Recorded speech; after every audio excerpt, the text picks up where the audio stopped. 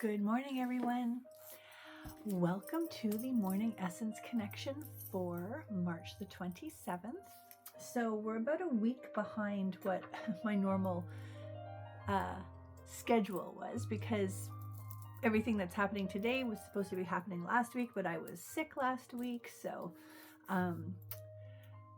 today I'm getting everything ready for the planting the seeds of intention ritual. And I thought to start with, and I might do this every so often, I'm going to read a little bit from The Noble Art. I feel like this is the book that has, if there is wisdom that I have gleaned in terms of our own psycho-spiritual journey of moving from lack of relationship with self into relationship with self, then it's kind of crammed into this one. There's lots of elements, all the ingredients, I say, that are in the great work. And certainly looking at it perhaps more experientially reflected through the psychoprompts in the soul. But this is kind of the, well, you'll see. So this little bit does an introduction to this cycle, this time in the seasons, this next, 6-week period or so, which is informed by the energies of the vernal equinox and Ostara and Easter and spring. So the vernal equinox is marked astronomically when the sun crosses the equator for a brief moment, holding that absolute balance between night and day before moving us slowly but surely into increased daylight hours. This is the time we move solidly into the light half of the year, according to the ancient Celts, knowing that we have come through another difficult and potentially dangerous dark time.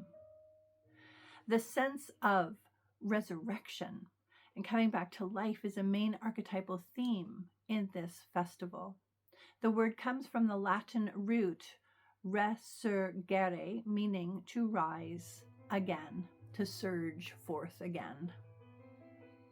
In all aspects of nature and in many ways within ourselves as well, there is a sense that that which has been languishing or steeping underground is surging forth again to claim life with confidence and competence.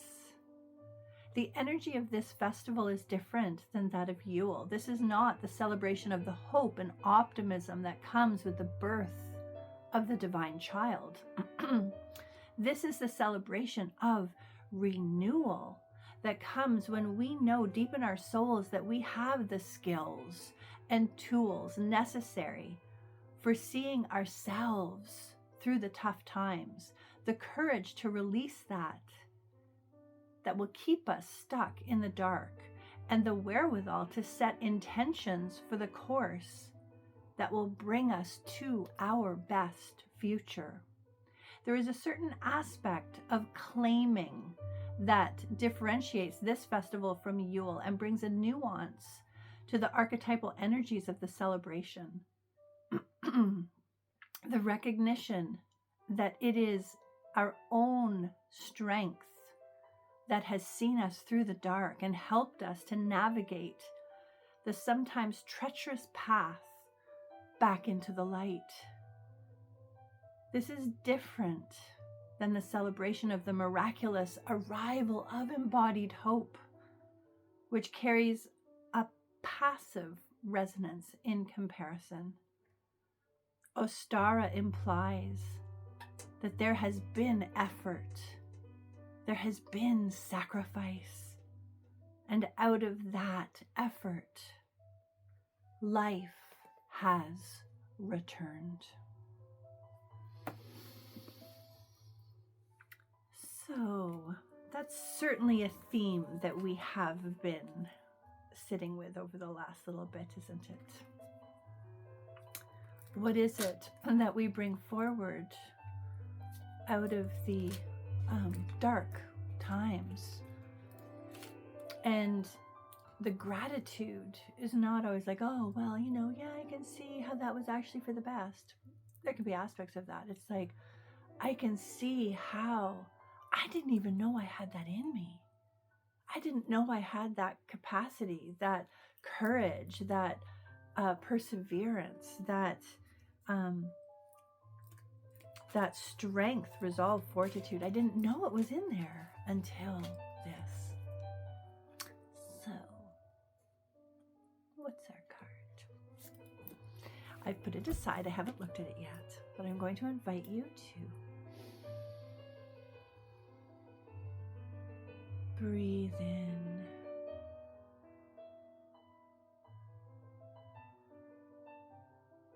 And as you breathe in and connect with that sense of essence within, know yourself to be the seed. We talked yesterday about the seed of the self. This is this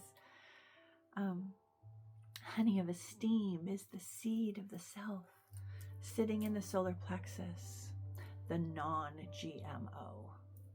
It is informed by spirit, my soul, not by others' expectations.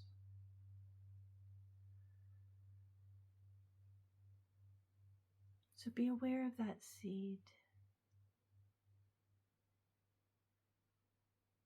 Allow yourself to enter into the energy of that seed. Not just the shell, but what that shell is protecting.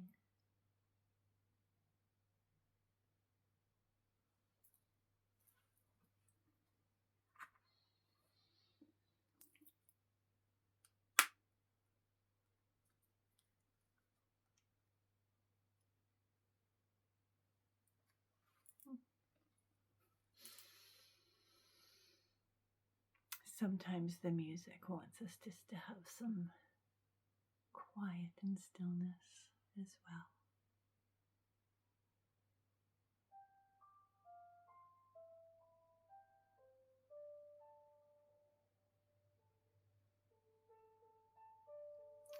So, similarly to that old chestnut, the acorn, within the acorn does lie the potential for the oak tree. The energy of that is in there. There is a direct connection. So how to honor the energy of the mighty oak that lies within the confines of the acorn? How to honor the energy of the full of who we are within this seed that is being planted and nurtured to be brought forth.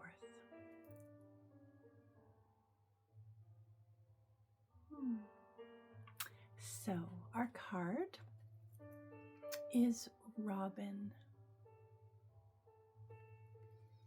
Oh yeah, there's little robins flying around in there. Spring into the presence of stillness, for there is much to rejoice in there.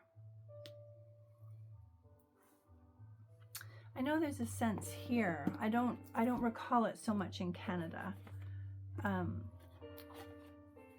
Robins certainly are the you wait for the first robin of spring, and then that's really an indication that spring has arrived. Here I find there's a bit more of that reflection of when robins show up, that it's a message from a departed loved one. And I don't find that so much in Canada. That's more our cardinals do that. But it says, Robin has appeared as a sign of domestic happiness and peace.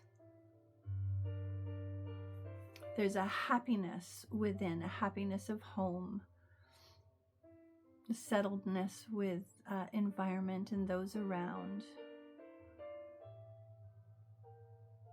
but also how to emanate that out, that there may be people around who need to also experience that that happiness, that peace, that calm. And so how, as we say, that you are the magic that goes forth into the world, this becomes something that is not just nurturing what's within, but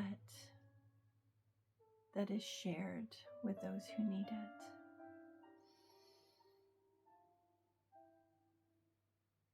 So, deep breath in,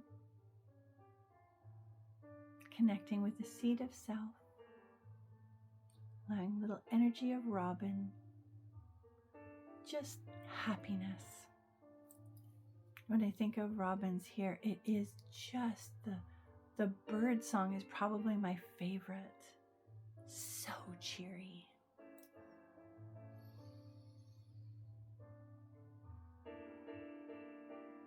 So deep breath.